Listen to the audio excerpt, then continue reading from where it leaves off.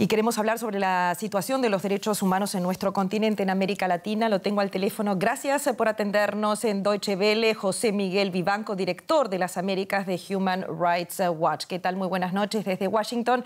Me gustaría empezar con Estados Unidos, donde usted está, porque tiene un efecto brutal en América Latina.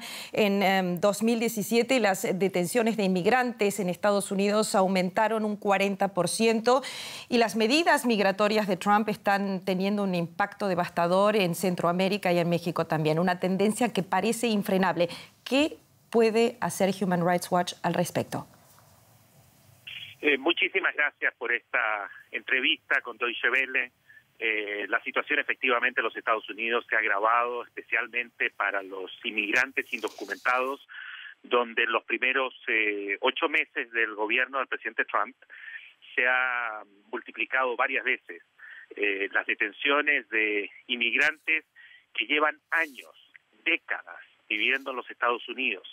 Algunos de ellos han sido incluso veteranos de conflictos armados, han representado a los Estados Unidos en guerras, tienen trabajo, tienen hijos, tienen inversiones, propiedades y además en muchos casos no han cometido delito alguno, salvo haber ingresado ilegalmente al país hace 20 o 30 años. Y sin embargo, esos son hoy día objeto de detenciones, de arrestos y de inminente deportación a México y a Centroamérica. Doctor Vivanco, otro tema que preocupa muchísimo y que Human Rights, su organización, ha denunciado a través de un exhaustivo documento es la persecución política a los opositores en Venezuela. Su organización quizás va más allá y habla de torturas, de una tremenda brutalidad. ¿Qué ha cambiado desde que ustedes han presentado, por ejemplo, ese documento? El último documento efectivamente refleja un agravamiento muy serio en términos del uso de torturas, y yo diría de manera indiscriminada, generalizada y sistemática por parte de los servicios de inteligencia y los aparatos represivos de la dictadura de Nicolás Maduro.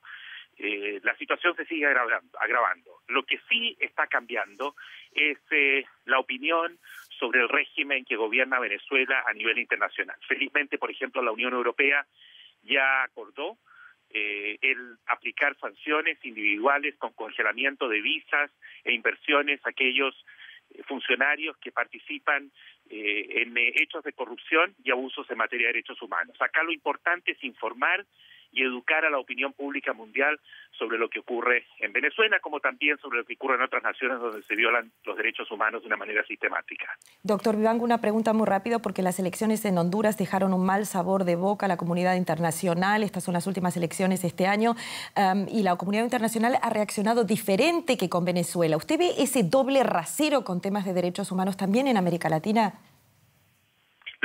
Lo veo frecuentemente. Uno de los principales desafíos en materia de derechos humanos es promover esta causa noble sin caer en ideologismos o en doble rasero. Y lo cierto es que la crisis que se ha desatado en Honduras ha sido tratada de una manera distinta, especialmente por los Estados Unidos. El gobierno del presidente Trump ha sido silencioso, ambivalente, yo diría, ha guardado gran silencio sobre hechos que merecen una rápida y clara condena, firme posición por parte de la comunidad internacional. Creo que la situación en Honduras, donde hay un virtual fraude electoral cometido por el actual gobierno del señor Hernández, está llamando felizmente la atención internacional y ojalá se corrija y pronto. José Miguel Vivanco, muchísimas gracias, director de las Américas de Human Rights Watch para Deutsche Welle. Gracias. Buenas tardes allí.